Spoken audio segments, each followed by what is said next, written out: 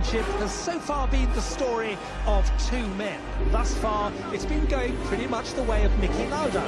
But James Hunt has qualified fastest here. He is on pole position for the German Grand Prix with Niki Lauda alongside in the blood-red Ferrari. What I learned very early in my career was that when you win, that everybody's behind you. And when you lose, everybody's against you. So the best thing is to stay in the middle, to believe in yourself, and not when Cloud 7 comes and you win the world champion, you just take off and you start flying, because the landing can be hard.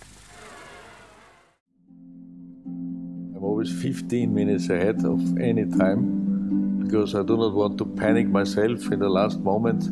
I always tell to myself, if I puncture and I have to change my wheel, I still have to be on time. So punctuality is for me the number one rule for me, and I expect everybody else around me to be on time. When you get known in the world, a lot of people bother you. They want to be your friend because and this and that, and this is. It means you have to block everything out and then do the job. In my times where it was very dangerous to drive, I had to put myself into a position that I 100% concentrate on my job. If I do a mistake, I kill myself. And I cannot be disturbed by anything of my 100% concentration. I had a little office in Salzburg where I used the secretary of my cousin, and there was the running gag that whenever I left for a race, I said, when Ferrari calls, please tell me, as a joke. And I came home from Monte Carlo on Monday, and the girl said the Ferrari called.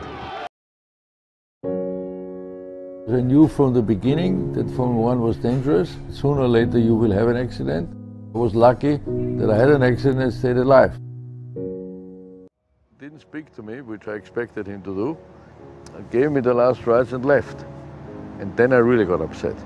I mean, then I thought, Jesus Christ, this is completely unfair, because I expected him to tell me positive things. Last rides, God will watch you and will help you, and this is what I expected in this disaster time I had. And then I really said to myself, no, I'm not gonna die. I said to myself, now I want to see how you can handle fear, problems, get rid of this accident up here. And this was then my challenge to say, I will try.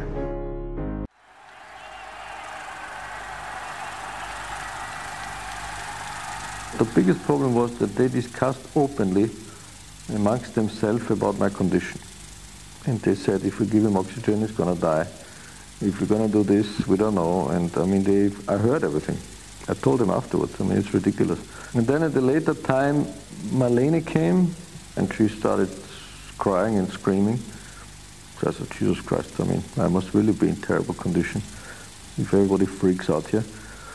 So then I really don't remember, because the timing I can't recall, because I couldn't look, I couldn't see, I didn't know it was day or night and whatever. But then I felt after, maybe it was Sunday night or Monday, that the pain and the whole thing just gets too much. And I saw myself completely happy and relaxed, falling down backwards into nowhere. And in the same moment I got so frightened, I said, what's going on now? So I said, if I let go now, I think I'm going to die, because my body is not able anymore to cope with all these burns, and lung damage was the biggest problem.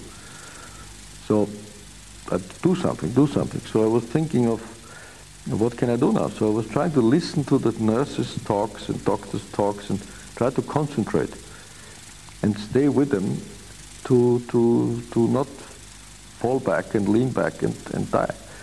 So I think that helped me. I mean, I said, I'm going to fight whatever I can do to stay alive.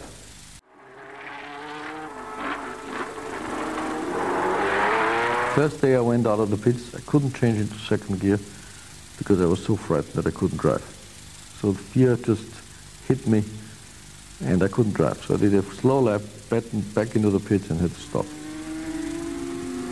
By Saturday morning I said, I'm going to go to this practice on my own. I don't even care that there is the Italian Grand Prix. I build up my speed slowly, my confidence slowly, and see what I can do. So I did very slow laps and then slowly quicker and quicker and quicker, and finally I was quickest Ferrari. I wanted to prove to myself that I could overcome all these problems I had, and I wanted to see, after a terrible accident like this, can I be back on top again?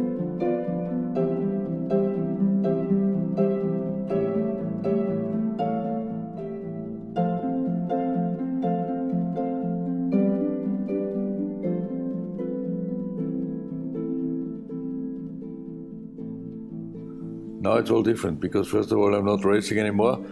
I have a normal life, I would say. None of this danger.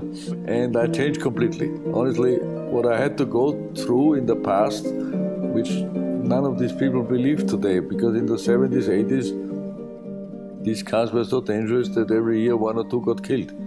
So you had to find your own way to cope with all that. And all this pressure is gone. So I think I'm a completely normal person now.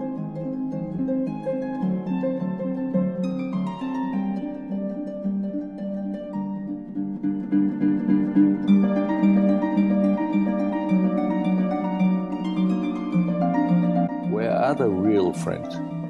A real friend is a 24-hour guy who can talk about any kind of problems you have. And I tell you, honestly, I would not know one where I would do that, because I protected myself. The Bravery car was an incredible car because we had a fan in the back to suck the air underneath the monocoque, basically, to make it go quicker through corners. And when the first time I saw it ready and the mechanics warmed it up in the pits, the car moved up and down. So it was really frightening the way it worked. But driving it was fantastic. It was only used for one race, then it was banned, unfortunately. But I won the race comfortable with it. So the 80s were other developments like the skirt cars. The cars had skirts which were sliding on the road to make sure that the air really goes underneath the car. It means you get much more downforce from the car, and sometimes the cornering speed was so high that you couldn't hold your head straight anymore. Therefore it was banned then later, and active suspension was part of that, because as closer the car was running to the ground without any changement, as better the aerodynamic works.